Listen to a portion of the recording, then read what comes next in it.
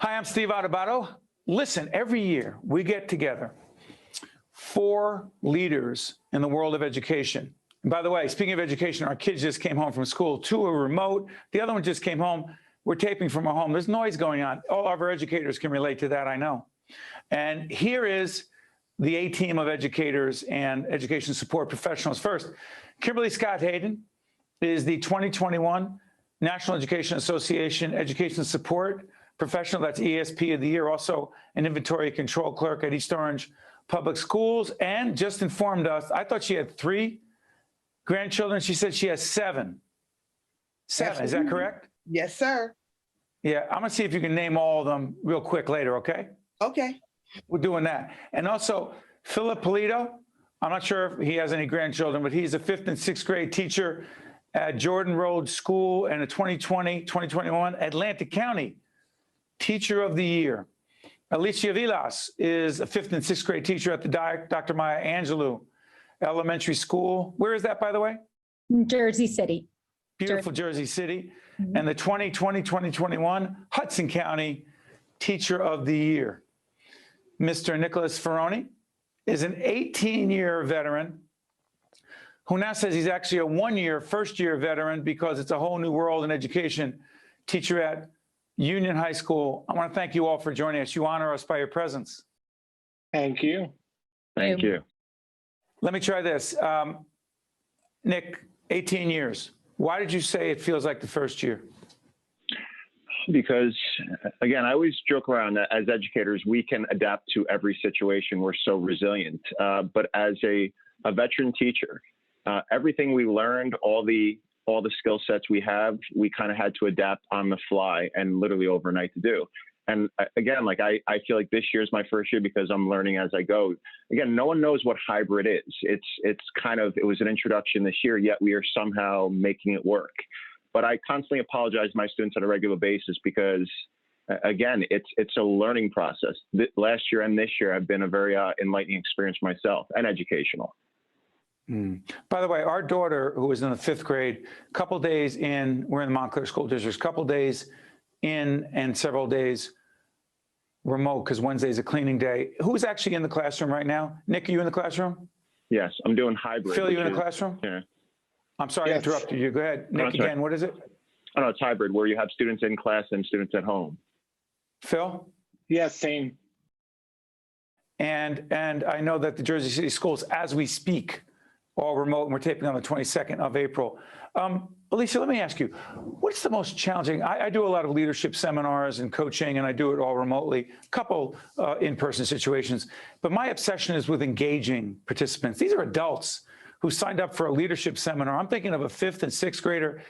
What are the keys to, quote, engaging students remotely? Well, I have to do a great job planning. I feel like I'm constantly planning and thinking of engaging activities, interesting, fun. They love breakout rooms, interacting with each other, engaging, as if they were in the classroom where we would turn and talk to each other. So I think if I can include as much interaction as possible, it will make my job easier, their job easier, enjoyable. They will do better. But it's just trying to think of fun activities because they get bored easily. So thinking of fun games, incorporating games and videos and interactions with each other. By the way, real quick, I want to make sure that everyone's on video when I'm coaching or teaching or doing a seminar. Can you see every one of your students? There's a few students that I do not see, but I highly recommend that they all show me their face, and they do. I'm pretty lucky in that case. Most of the students do turn on the camera when I request it. But if a student is having a hard time and there's other things going on at home, I understand. Yeah. But yes. Yeah, there's all kinds of things going on at home. We need to be more empathetic and sensitive to those situations. Kimberly, let me ask you, by the way, can you do it? Can you name the 7 grandchildren?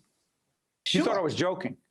No, I wasn't. I have Samaya, Sanaja, Kayan, Kazir, Keandre, Kamari, and Kalijah.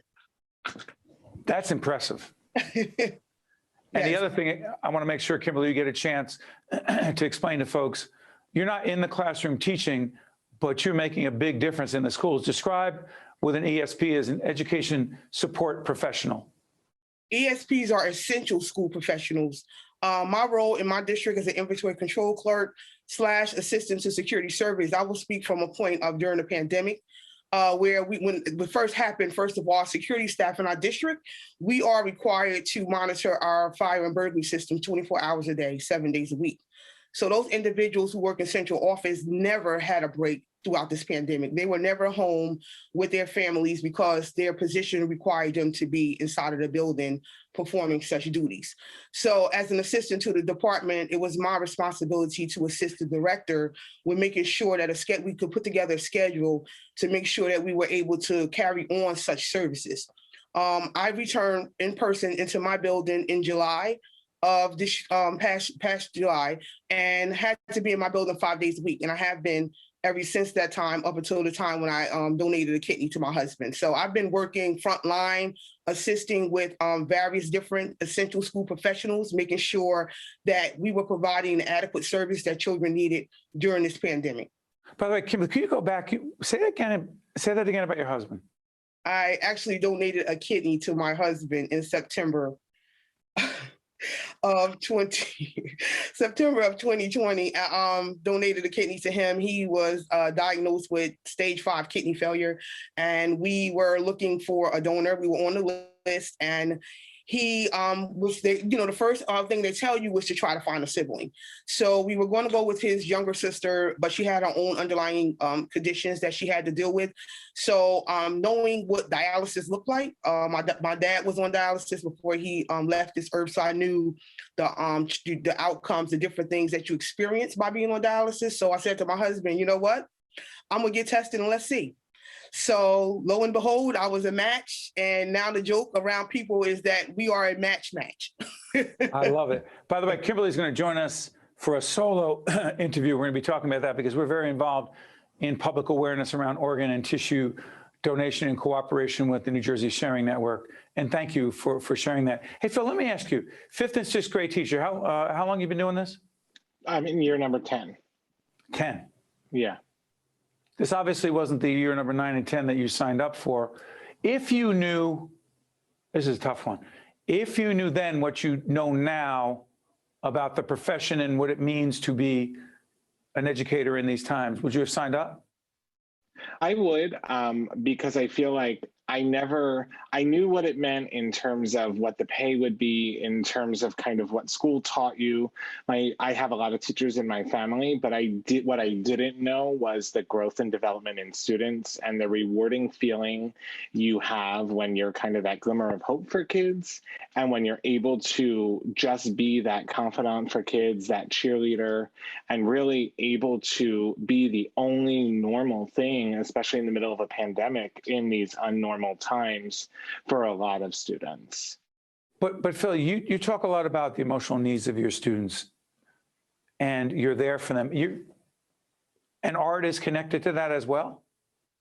Yeah, so really my pedagogical belief is that we really have to look at 3 separate things: social emotional learning, arts integration, and culturally responsive teaching. So when we think of us as adults, what did we do to survive the pandemic or survive quarantine? We turned to the arts and crafts, TV shows, movies. We busted out our old records or CDs.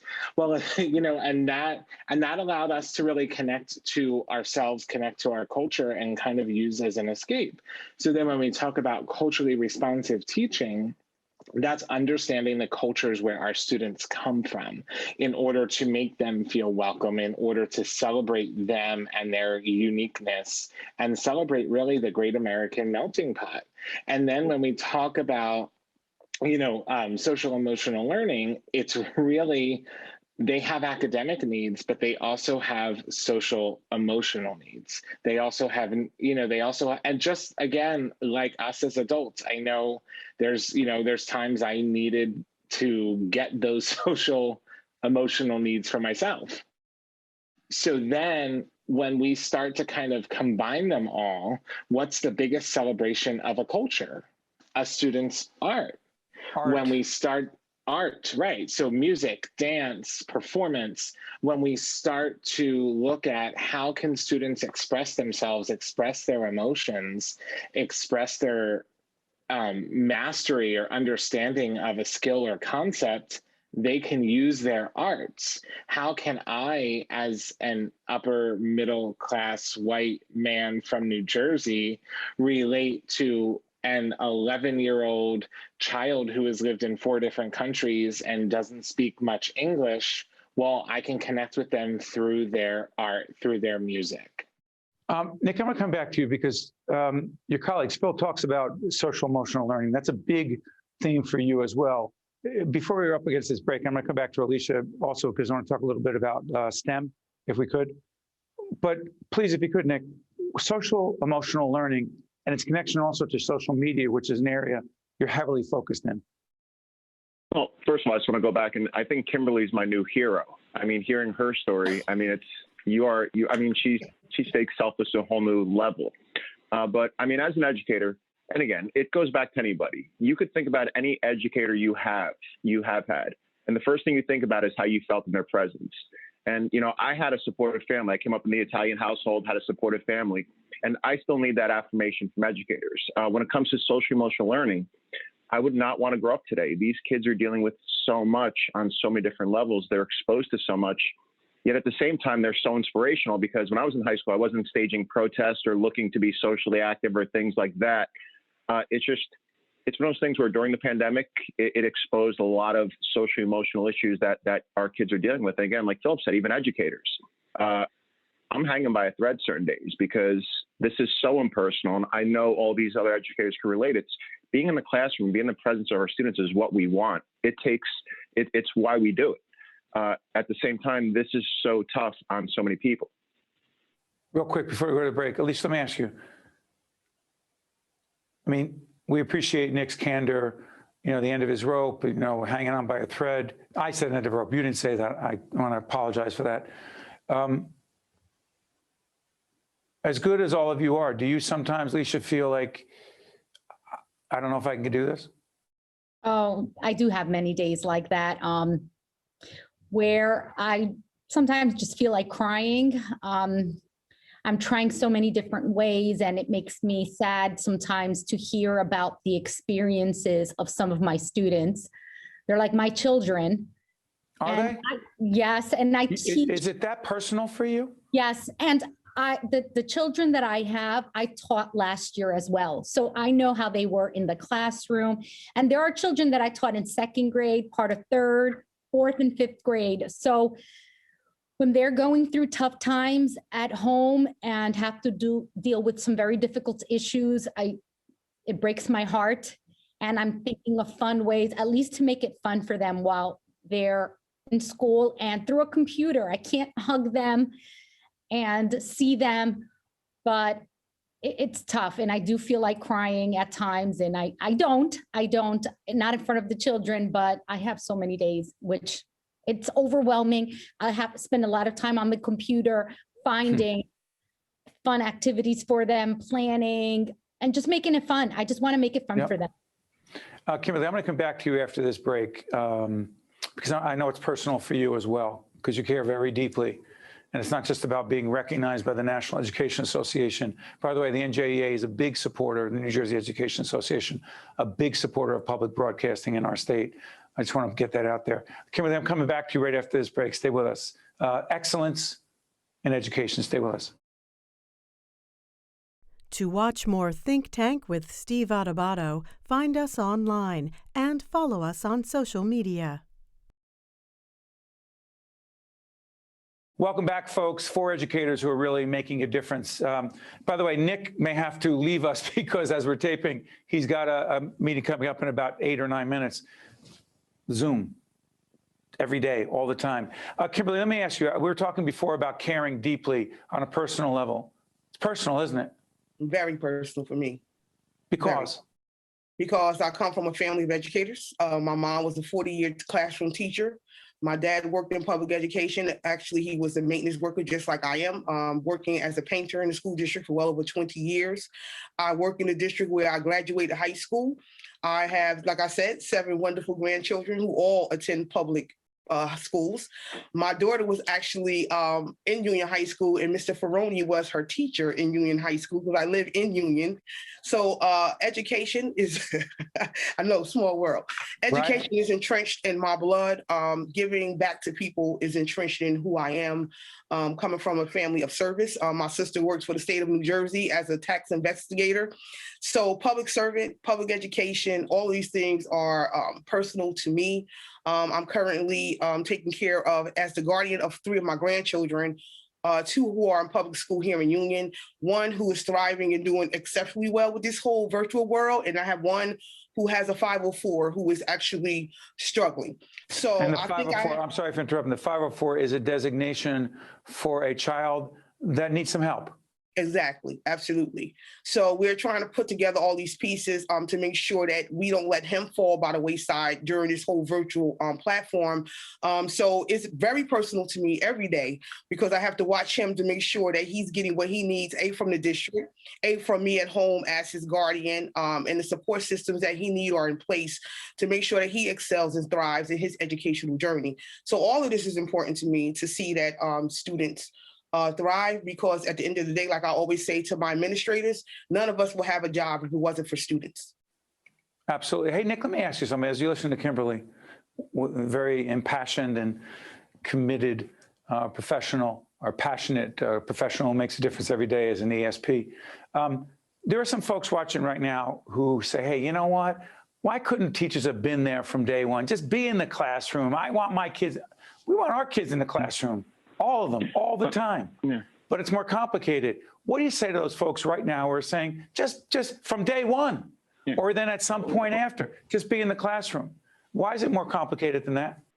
Because we care about our students and their families as if they're our own, and we don't see them as expendable. We care more about your kids and your family than we do the economy. We don't want to take that risk unless we could do it safely. It's not political to us. It's all about safety and putting our students first.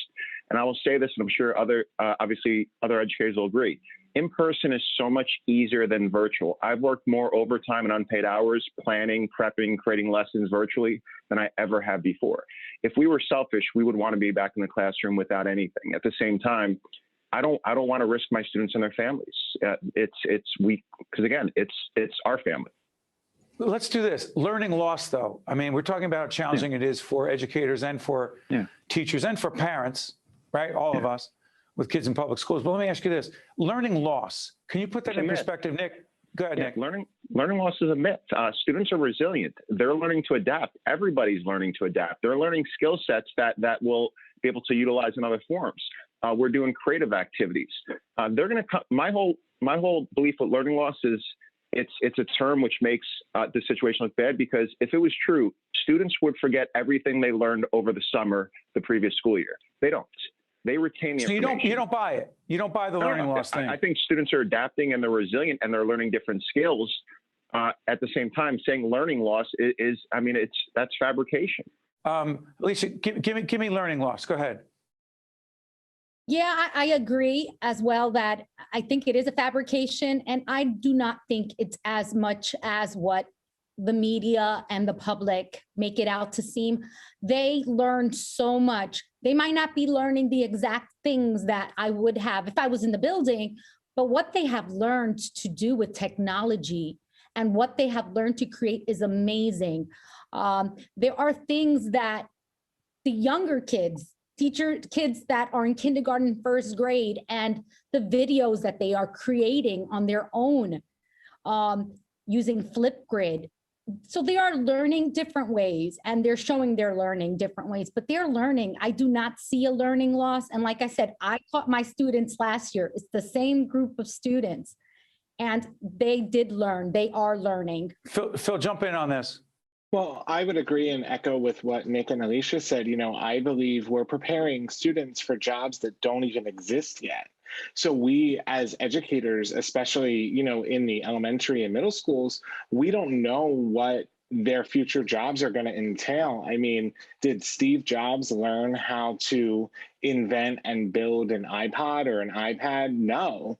So the skill set that they're learning is a lot different, but a lot more meaningful. And it's learning out of survival, learning by necessity, not having their teacher over their head and kind of not being able to meet with me for an extra 40 minutes of extra help, and kind of navigating that world on their own. Good, Nick, go. By the way, tell me why you're still optimistic. Listen, I would rather have our kids in school all the time. But hybrid is what it is, or in a situation like Jersey City, it's not that. It is what it is. We have to make the best. Go ahead, Nick. Virtual teaching has taught me, I think, it's how irreplaceable teachers are, because now the accountability is so much more on the students, where we can't give them those pep talks. We can't pull them aside. We can't have those meetings. And I empathize with parents. I know how tough it is, because now we are co-teachers in this, because now there's a dual responsibility that we've never had. We want your child to do well just like you do. And again, we're not against each other. We both want to see the success of your children. I just want to thank you for giving us this platform, and thank you to the other educators. You guys inspire me. And please, Kimberly, thank you so much. Thank you so much. Thank you, Nick. Bye-bye, guys. Thanks, Nick. We'll let Nick go. Kimberly, let me come back. You were talking about being a grandparent and parents. What is the message you have for all the parents watching right now, many of whom they're hanging on by a thread, they're frustrated, they have this responsibility, and not to be a co-teacher, it's not because it's not equal, but there are a lot of times I'm exhausted, and our daughter, like, I need to read, and we need to go through things, and I don't understand math, and Right, exactly. Okay, I see Alicia want to jump back in, but go ahead. What's our responsibility, Kimberly? Our responsibility is always to be the co-educator that Nick talked about, right?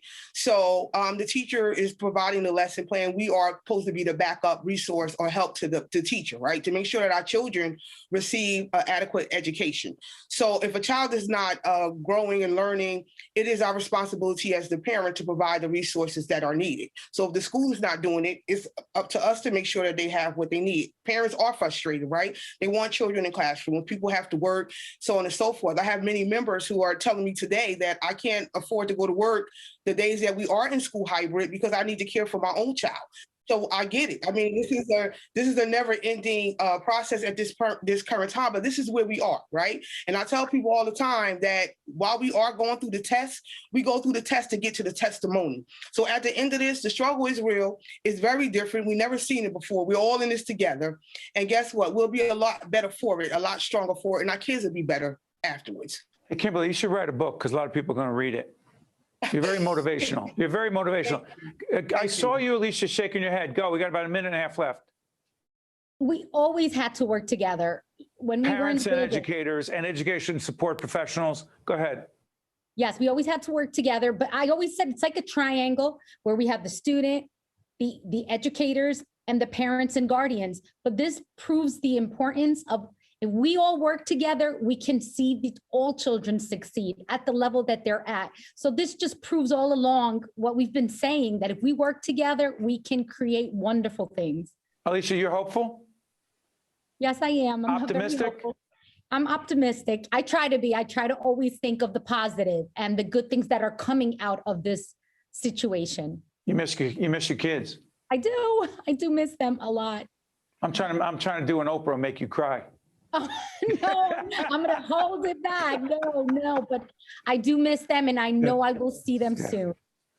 To Alicia, to Phil, to Kimberly, and to Nick, who had to run off to another Zoom meeting, I just can't thank you enough. And by the way, Kimberly's actually talking, she got other things going on. See, we're multitasking, even while we're on the air on public broadcasting live. Kimberly, you thought I missed that?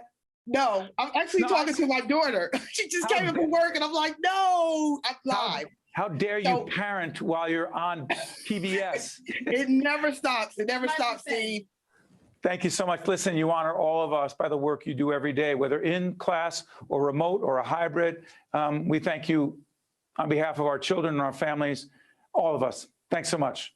Thank you. Thank you. Thank you. Thank you for having us. you. Congratulations. Thank you. Those are 3 of the 4 extraordinary educators that are with us. when Nick had to go. But I thank you so much for joining us. Make sure you catch us next time. Thanks.